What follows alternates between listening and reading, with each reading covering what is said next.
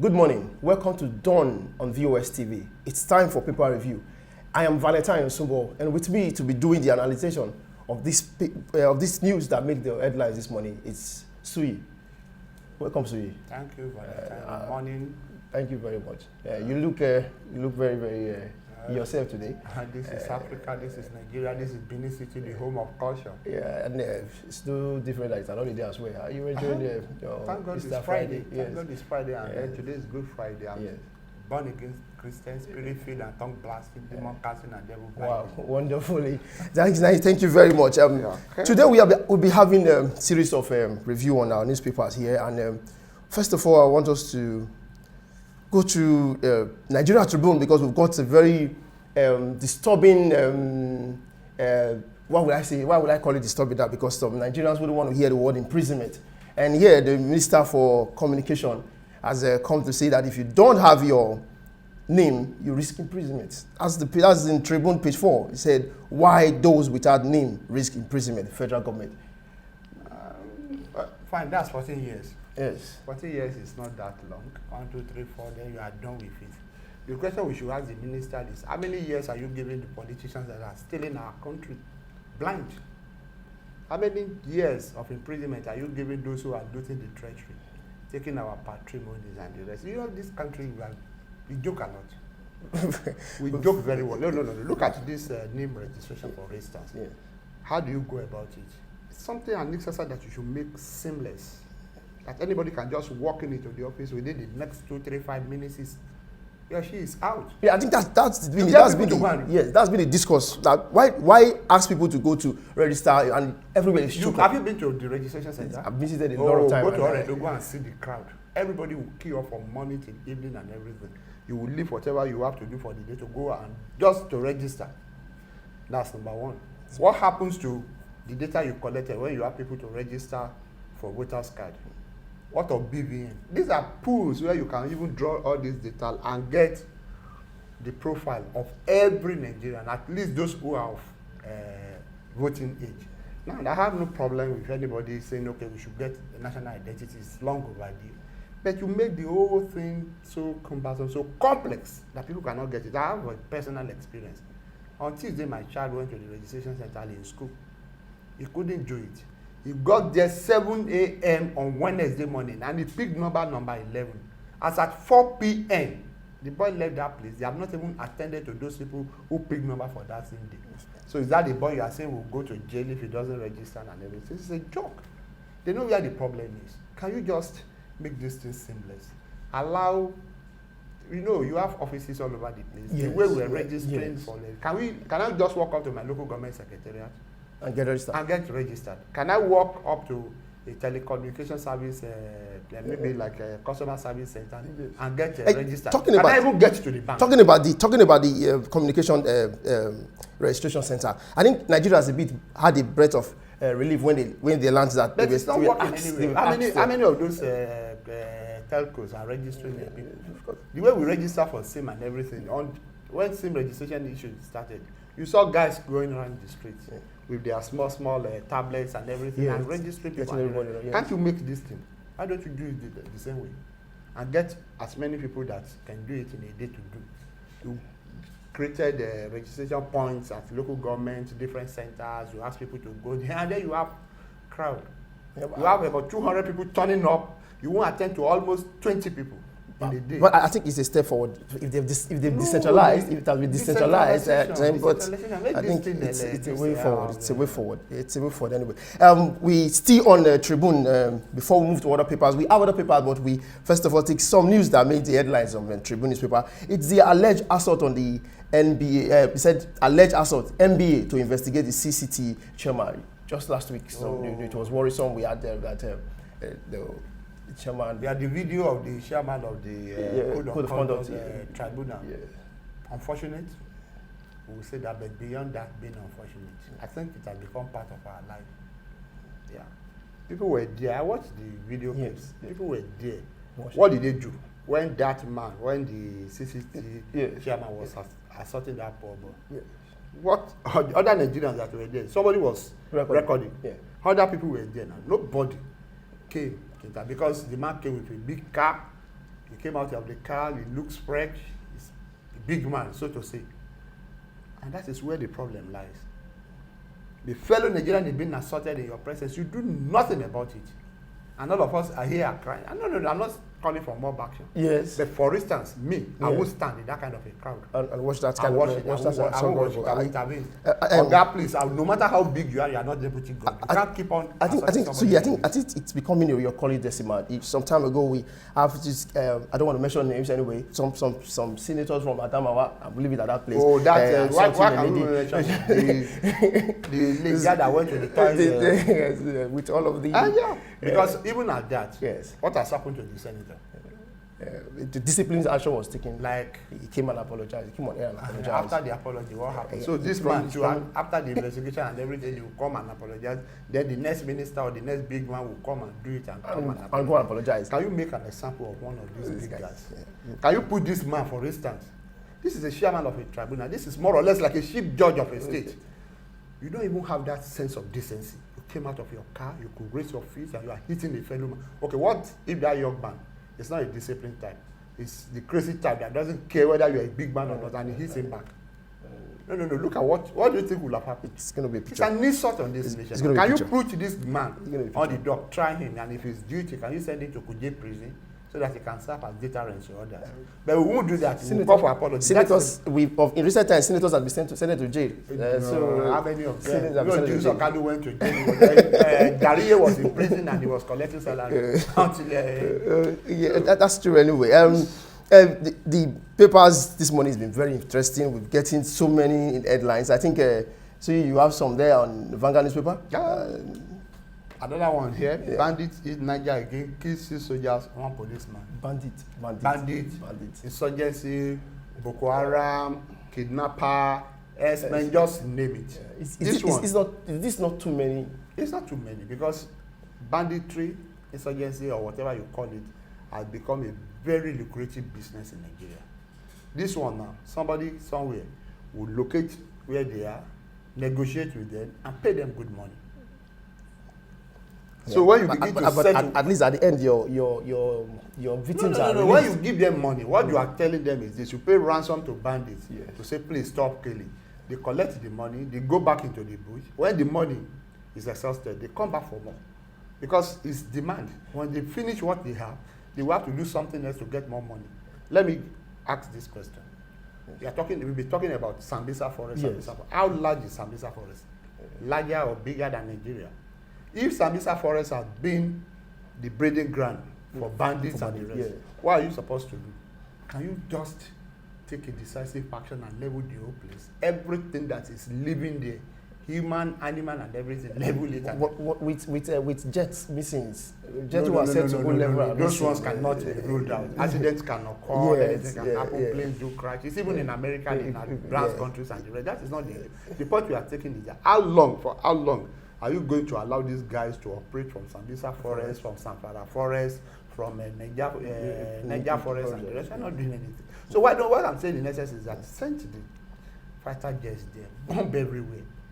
Because, look, if they take 100 people as hostages inside the forest, and then you are afraid, you don't want to lose 100 people, and then you calculate from January to till now, how many people have they killed? They've killed over 1,000 people according to. So who is losing? So these guys are making good money. You keep on pampering them. You keep on negotiating. It's only in this country that you sit down with felons and then you begin to negotiate. You are negotiating with somebody who killed others, and then you are negotiating, giving him money not to kill again. I think that aspect is, I don't know how to place it now, but I think let me just say this. You know, when you have federal government, state government saying they will negotiate, and you have the parents of those who are adopted bleeding on the necks on the government that you must negotiate. Do you know what one of the reasons why this thing will continue? Yeah. The more crisis you have, the bigger the security vote. And I'm telling you, from the federal government to the state government to the local governments, they know the reason why they are sustaining this thing. I'm saying this with every sense of sincerity. It's government that is sustaining it. Because why? Wait. Security votes is one expedition of government that nobody audits, nobody queries. So the more crisis you have, just go on, check their records. If in Niger State now, by this February, by this April, the security vote will have shot up at an additional 60 million or 70 million because of all these crises. So the more crisis you have, the more the money becomes. With the words from the president before, with the words from the president before it departs the country, that crush boundary. Crush boundaries. Crush the president. He said so. Why leaving Nigeria? Yeah, that's because he said, "Give a peace to my country before I return back." It will be one peace before I return back. We debated this about 3 days ago when he was in the country. Where was there peace? Is it in his absence that he will not bring peace? It's an order. Valentine, don't let us go there. The truth of the matter we should face, Nigeria should face it. It's kind of banditry, insurgency, all these things are becoming very. But it's not going to come to stay. It's not going to come to stay. Because stopping it. They're going to be crushed because the president that asked the president, you believe so much in that service chiefs that they should crush. Okay, and these guys are new. And don't forget that they would want to make a point. They want to make that, they will make my day. Yes, they want to make a point. I'm going to keep you on tour to that. Okay, fine. I'm going to keep you on tour to that. Keep on watching. Yeah, definitely. Keep on watching. And let's still on your. I think you're still on your Vanguard. What I'm citing something very interesting about the doctor nationwide strike. Nationwide strike. Yes. Another sad development. Yeah, and let me take you to Nation as well, Sui. Nation as well is saying on page 4, Nation is saying that the patients have been moving themselves out of hospitals. What will happen? The picture here is very, very pathetic. When you have people with when you have people in oxygen, so people they're moving. People on hospital beds. Yeah. But I think that they said with agreement. Why do they had an agreement with the federal government? There's an agreement with the federal government. The agreement you are talking with the federal government is the same thing with the agreement that Nigerians have with their leaders. Are they fulfilling it? They came out during campaign. They come out to come and tell you, yes, I'm going to do this. Yes, I'm going to do that. I'm going to tar road. I'm going to provide security. I'm going to make life more abundant. Are we getting all those things?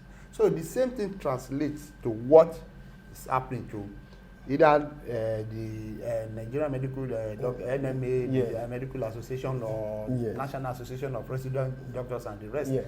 You sit down, ASU and all other unions, you sit down with government. Yes. You reach an agreement. Yes. These are the areas of disputes. Yes. These are the resolutions. This is what you should do before we call up this strike. You said, okay, no problem. I agreed. You signed, and the other party will sign. So, okay, we are calling off the strike because we are going to implement all these agreements. Months down the line, years down the line, and everything.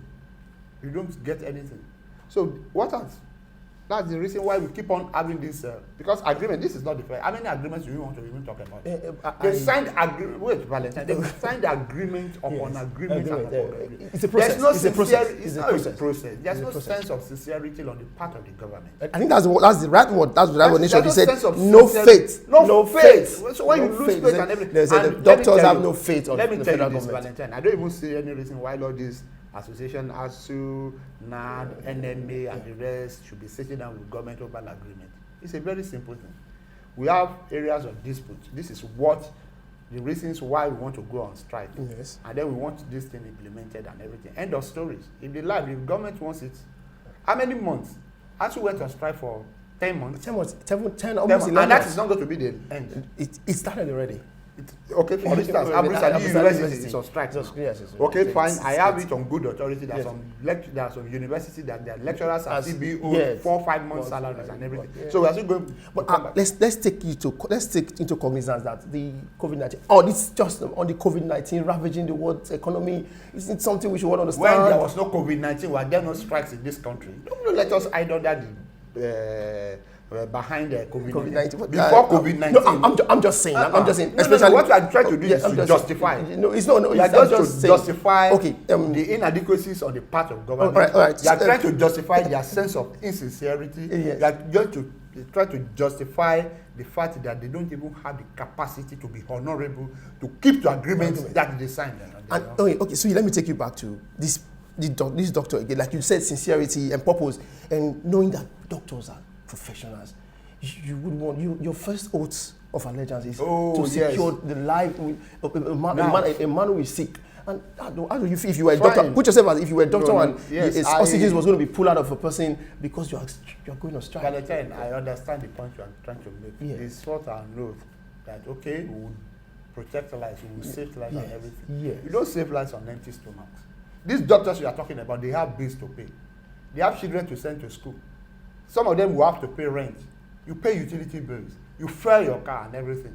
So if the man is not even in the right frame of mind to do the job, there might be mishap. Okay, what are you talking about? Anyway. Sending the doctor to the theater to go and perform an operation, and the man knows that He's back at home, he's wrong. thinking about landlord chasing him out of the house. So they are human. Yes, fine. The oath they took to protect lives is sacrosanct. Very, very sacrosanct. That you need to do some certain things that will make them also keep to that oath. Well, it's very, very. I wouldn't want to use the word pathetic anyway, but the fact is that let's hope for the best. Let's hope for the best. The federal government keep to your agreements, and doctors, please stay with your state. Stay true to your allegiance of securing the lives of the people in the country. Anyway, we still have a lot of interesting stories here on Vanguard. The one that catching right now, Suyu, is Wiki. Wiki. It's saying Nigerian Air Force diverted Rivers armored helicopters to fight Boko Haram. I don't think it's Nigeria. I read the word divert. I think the problem goes beyond Wiki. It's not about Wiki. It's not even about Rivers. It's about Nigeria practicing true federalism. What this man is saying, the governor of Rivers State is saying, is that because of oil theft in the state, the state pooled resources together and bought 2 armored helicopters that's supposed to be used specifically for surveillance. To protect the oil facilities in Rivers. But because Rivers cannot run it, they have to give it to the Nigerian Air Force. Then the Nigerian Air Force diverted it and took it to regions where they are fighting insurgents and Boko Haram and the rest. So what the man is saying is that if I don't get these things back, even the ones I get to the Navy, the equipment I get to the Navy, I will withdraw. And what this brings us to the idea of the true federalism we are talking about. For instance, why will Rivers, with oil facilities and everything, should not be able on its own to protect that region? Why must you depend on a central body called Nigerian Air Force? Why will Rivers procure this equipment, hand it over to a body, and then you not take it to another region? I think it's because we are not practicing true federalism. Okay. True federalism, if you are practicing it, should have been that Rivers will get this equipment. Rivers will get people that will man the equipment. Rivers State will get people that will use the equipment in Rivers State. If there is need for Rivers to assist other states that are having issues, it will be Rivers State government that should determine that. Okay, fine. I have relative peace here in Rivers State. Can I take this thing to Borno? Can I take it to Bauchi? Can I take it to... It's not that somebody, a big daddy, sitting down at the federal government, at the central government, will just come, take this equipment, and you take it to that place. You don't even care about what is happening in Rivers. So what you are saying in essence is that, can you make the states more functional? Because I think too much power is concentrated in the central. Can you just take away some of these things in the first instance? What is the federal government doing with issue of agriculture? You have federal minister of agriculture doing what? The funds are in the local government. The funds are in the states. But there are going to be there's going to be support for the federal government. There's going to be programs to enhance because we are creating the picture of a big daddy for the federal government, the big brother who must oversee everything. I think it's the component that make the country. It's the because fine. Let me give you this example. When we're running regional government, go to the southwest, go and see the wonderful things the late Babashi Obafemi did in the western region. What happened that time? And what did we have in the west at that period? It's cocoa. The government there controlled everything, and then you pay royalty or whatever or tax to federal government. But the bulk of the whole thing should be there. For instance, I think Zamfara. I think Zamfara is doing that now. No. What they are doing in Zamfara is an aberration. Because you take in the southwest, you laid pipe from Port Harcourt, from Warri to Kaduna to go and refine the oil, the crude oil that you are getting from this. But the Zamfara gold, how many of Zamfara golds are on Benin streets?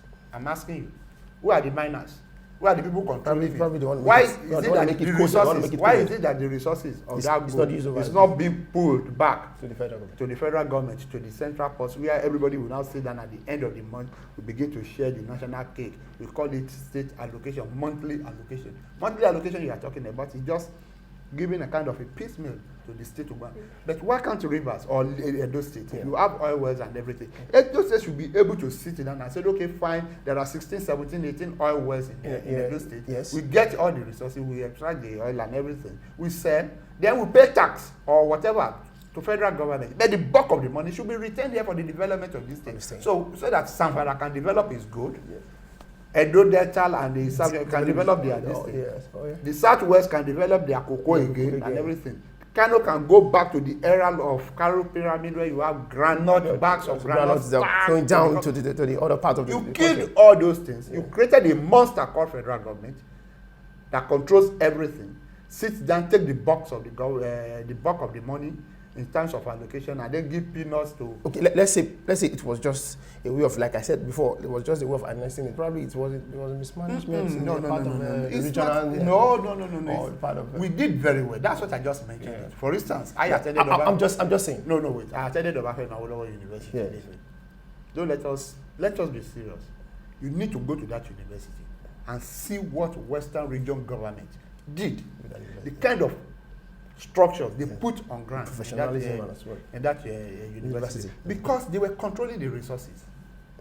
So it's not an issue of whether they are mismanaging it or not. If you are mismanaging it, then it will have been the problem of Edo people to now call to order or to even question, to interrogate the people that are in power here to say, okay, you are mismanaging our resources. But the resources are not even here. Wow. The resources goes to Abuja. Abuja sits down on it. Who is the Minister of Petroleum? No. Let's start from there. Who is the Minister of Petroleum? I think it's your president is the Minister of Petroleum. Then they got one Bayelsa man to be the state, a Minister of State for Petroleum. Because of the desire of the president for zero tolerance to corruption. Zero tolerance to corruption. He wants to oversee it. To oversee it. Don't let us go to this. All right. It's something. It's going for another day. Yeah. Well, I think it's very exciting having Sui around, and you agree with me that it's been very, very intriguing, but we have to go. That's what time has permitted us right now. But before we leave, I think I will still want to update you with another word headline from Vanguard that the Sophia attack said no office is worth even the blood of chicken. Soludo, I think we're talking about the attack about 2 days ago. Yes. In his hometown of Sophia, when he was trying to talk to people about his gubernatorial ambition. 3 policemen killed, a commissioner, a serving commissioner kidnapped, many others injured and everything. The same thing, the same line that Jonathan gave to us, that my presidential ambition does not worth the bulk of any Nigerian. I think that should be unfortunate. I wish every politician would have that kind of mentality. That they move away from the idea of election is do or die. And then get to a level where we see that. But why is it that it's happening this way? Because the offices are too attractive. If, for instance, somebody who wants to be a senator knows that the only thing they will get is like 100,000 naira per sitting in Abuja. You think you want to kill because of 100,000? But when the man knows that, okay, every month he's coming home with about 75 million. I think a sense of duty to your people will always drive you, whether it's 100 naira, because now by that time, that is when you will get the real people that want to serve. Yeah, sense of but purpose. What you have here now are they are all aspirants. No. They are aspiring to do their. The ones we have now, they aspire to represent their people. They are aspirants. These ones are not ready to work. These are leaders. They want to just rulers, not leaders. What we are getting now are rulers. When you make the office less attractive, for instance, if a governor after 4 years, your total emolument of being a governor of a state is not more than 20 million naira. You think anybody want to kill to become governor? Maybe people, a lot of persons don't want it, but I think security vote alone for governor. There's no governor in Nigeria that goes home. Security vote in a month that is less than 100 million. Well, Suyi, we have to leave you like that. We have to leave you and let's go, because if I leave Suyi here, I'm very sure that you want to take on everybody. And anyway, it's been fun having you around there. Suyi, and I want us to do this again sometime. Thank you very much. Thank you so much. Even though the issue of aspiring, one day you might decide to aspire as well. And then I will be on your tail as well. I will look at you. Once you are ready to I will look at you as well. Bring the resources. Not the resources. I will look at you as well. No problem. So yeah, I'm going to look at you. No. Thank you very much. That has been the newspaper review on Dawn on VOS TV. I remain Valentine Sumbo and saying have a wonderful time.